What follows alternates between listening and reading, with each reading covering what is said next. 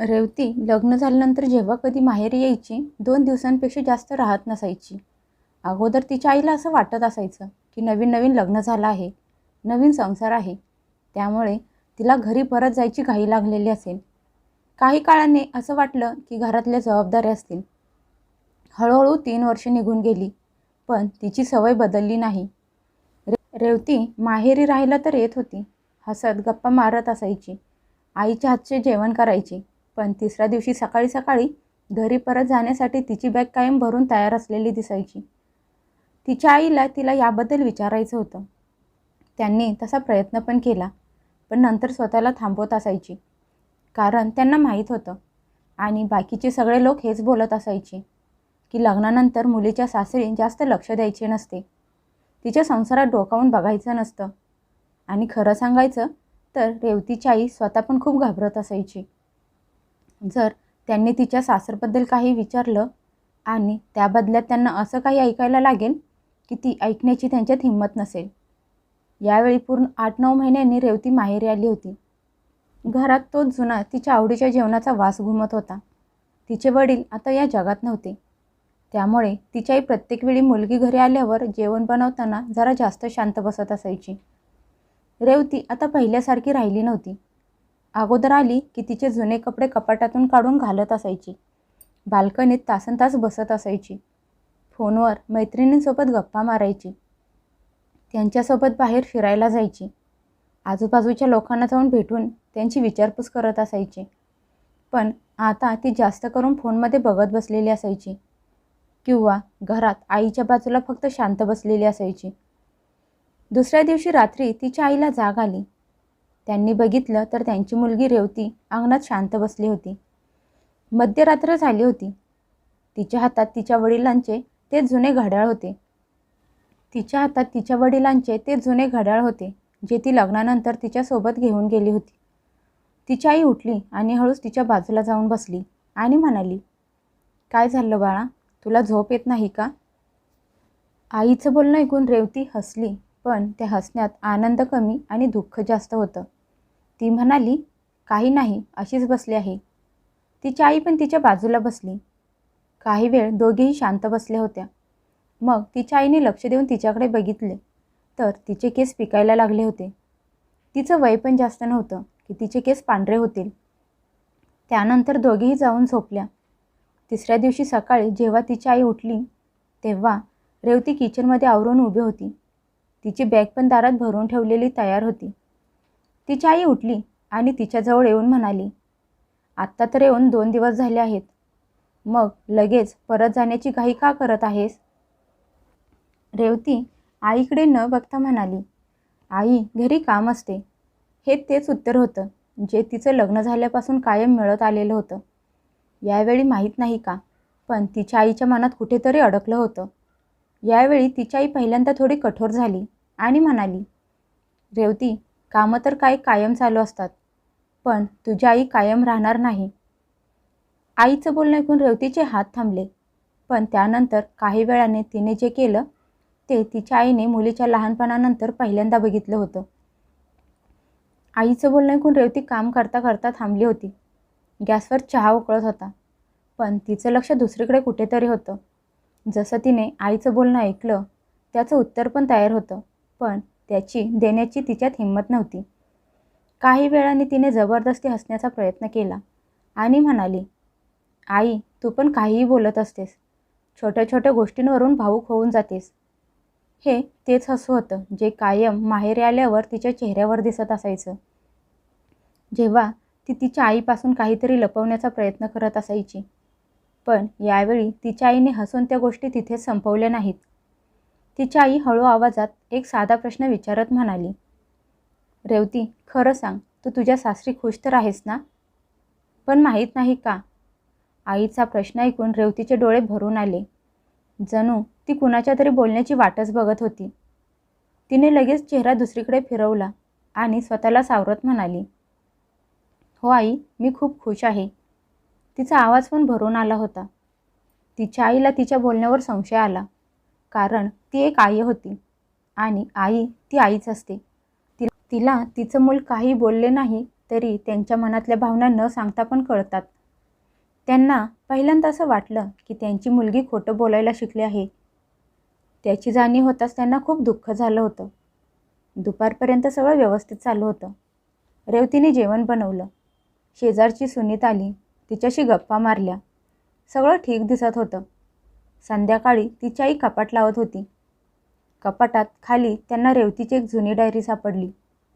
रेवतीला लहानपणापासूनच डायरी लिहिण्याची आवड होती. तिच्या आईने परत ठेवण्याचा विचार केला, पण आत ठेवताना त्यांची नजर त्या डायरीमधून बाहेर आलेल्या एका कागदावर पडली. त्यावर फक्त एकच ओळ लिहिली होती, माहेर आता आराम करायची जागा वाटत नाही, कारण इथे आल्यावर परत जाणे खूप मुश्किल होऊन जाते. हे वाचून तिची आई कितीतरी वेळ तशीच उभी राहिली होती. तेवढं वाचूनच त्यांचं काळीज धडधडत होतं. त्यांच्यात डायरी उघडून पूर्ण वाचण्याची हिंमत झाली नाही. फक्त ती एक ओळ वाचून त्यांना पहिल्यांदा जाणीव झाली की प्रत्येक वेळी त्यांची मुलगी यासाठी लवकर परत जात नव्हती की तिला तिचं माहेर पसंत नव्हतं, तर कदाचित यासाठी कारण तिला इथे राहून काहीतरी आठवत होतं. रात्री जेवताना तिच्या आईने निरखून तिच्याकडे बघितलं. ती शांत दिसत होती किंवा शांत दिसण्याचा प्रयत्न करत होती. मग अचानक रेवती म्हणाली, आई, मी उद्या सकाळी परत जाईन. यावेळी तिच्या आईने लगेच उत्तर दिले नाही. रेवती हैराण होऊन आईकडे बघायला लागली. तिच्या आईचा आवाज हळू होता, पण त्यात एका आईचा हक्क लपलेला होता. तिची आई म्हणाली, यावेळी तू परत तुझ्या घरी तेव्हाच जाशील जेव्हा मला पूर्ण सत्य सांगशील. घरात शांतता पसरली. रेवतीच्या डोळ्यात अशी भीती दिसायला लागली जणू सत्य बाहेर आल्यावर बरेच काहीतरी तुटून जाईल. आईच्या तोंडातून नकार ऐकून रेवती काही वेळ आईकडे बघत बसली. जणू तिला तिच्या कानांवर विश्वासच बसत नव्हता की तिच्या आईने तिला पहिल्यांदा जाण्यापासून थांबवले होते.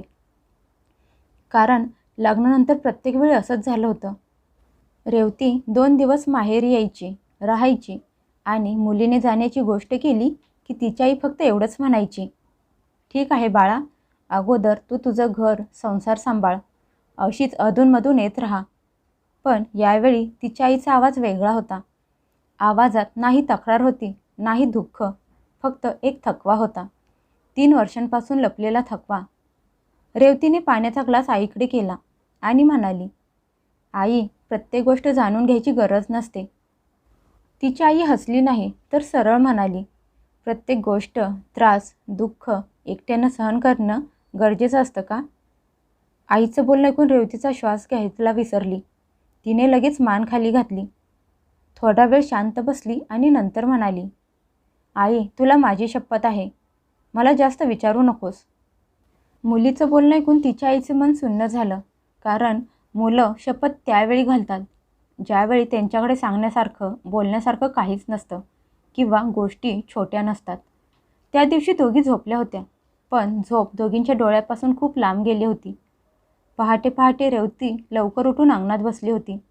हातात फोन होता. स्क्रीन चालू होती, पण ती कोणाशी बोलत नव्हती.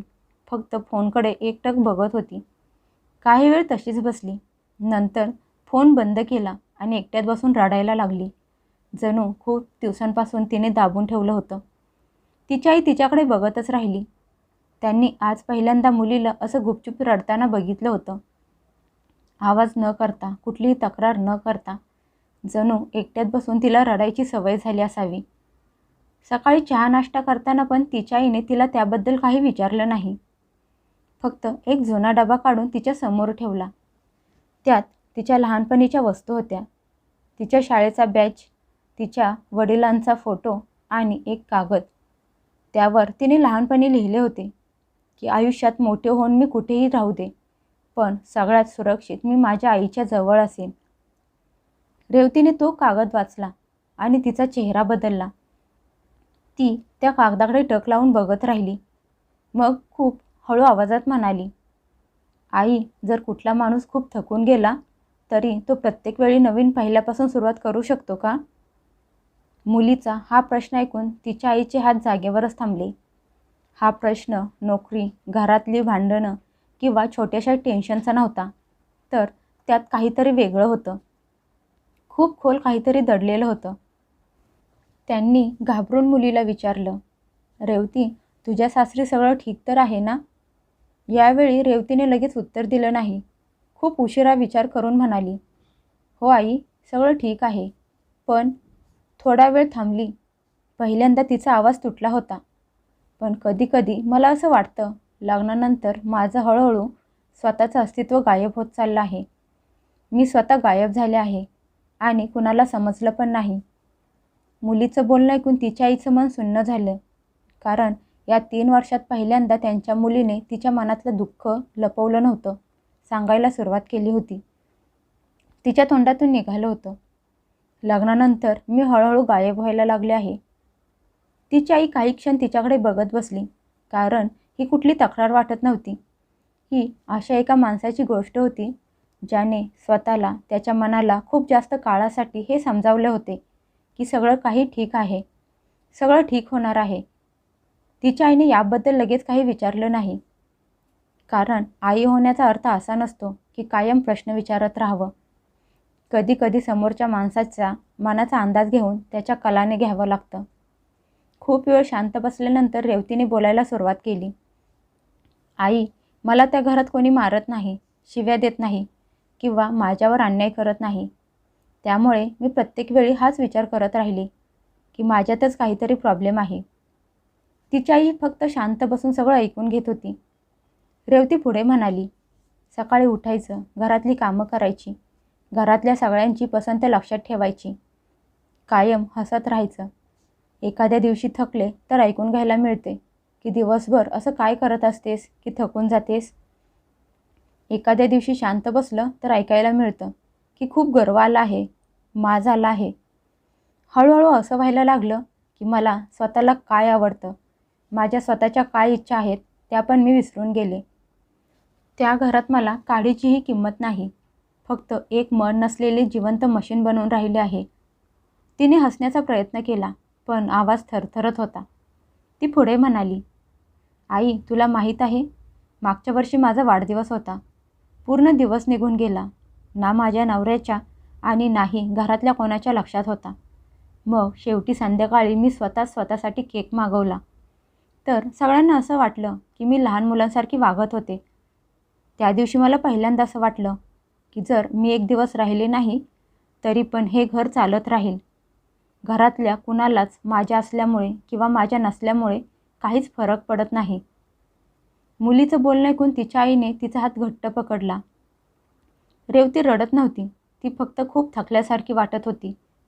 मग नंतर हळू आवाजात म्हणाली, आई, मी प्रत्येक वेळी माहेरी लवकर यासाठी परत येत असायचे, कारण इथे आल्यावर मला मी पहिली रेवती असल्यासारखे वाटत असायचे. पण सासरी परत जाताना भीती वाटत असायची की तिथे गेल्यावर परत तीच रेवती बनू नये जी सगळ्यांना हवी आहे, समजूतदार. तिचं बोलणं ऐकून तिच्या आईच्या डोळ्यातून पाणी यायला लागलं. तिची आई म्हणाली, बाळा, तू काही दिवस इथेच राहा, लगेच कुठला निर्णय घेऊ नकोस. अगोदर स्वतःचे अस्तित्व शोध. रेवतीने दुसऱ्या दिवशी परत जाण्यासाठी बॅग उचलली नाही, तर ती अजून एक आठवडा माहेरी राहिली. तिने तिच्या कॉलेजच्या जुन्या मैत्रिणीला फोन केला, तिच्याशी गप्पा मारल्या. हळूहळू परत पुस्तक वाचायला सुरुवात केली, हसायला, लोकांच्यात मिसळायला सुरुवात केली, स्वतःसाठी जगायला सुरुवात केली. तिला जास्त दिवस माहेरी राहिलेलं बघून गावातल्या लोकांना जाणून घ्यायची उत्सुकता होती की तिचं लग्न मोडलं की नाही. पण रेवतीसाठी सगळ्यात मोठा आनंद हा होता की तिला कुठला चहा आवडतो, कुठल्या सिनेमामधलं गाणे ऐकून तिचं मन खुश होतं आणि मनातल्या मनात कारण नसताना हसणं काय असतं. बघता बघता आठवडा निघून गेला आणि ती तिच्या सासरी परत आली. तिथे आल्यावर परत ते सगळं जुनं रुटीन सुरू झालं. 6 महिन्यांनी तिच्या आईने बोलावल्यानंतर ती परत माहेरी आली. पण सासरी लगेच परत जाण्याची गोष्ट ती स्वतः बोलली नाही, तर तिचा नवरा स्वतः म्हणाला, रेवती, तू अजून 2-4 दिवस तुझ्या माहेरी राहा. तिथून घरी परत आल्यावर तू पहिल्यासारखी वाटतेस. त्या दिवशी तिच्या आईला समजले की प्रत्येक गोष्टीचा शेवट घर सोडणं होत नाही, तर कधी कधी स्वतःला, स्वतःच्या इच्छांना, स्वप्नांना परत शोधणं आणि नव्याने परत आयुष्य सुरू करणं असतो.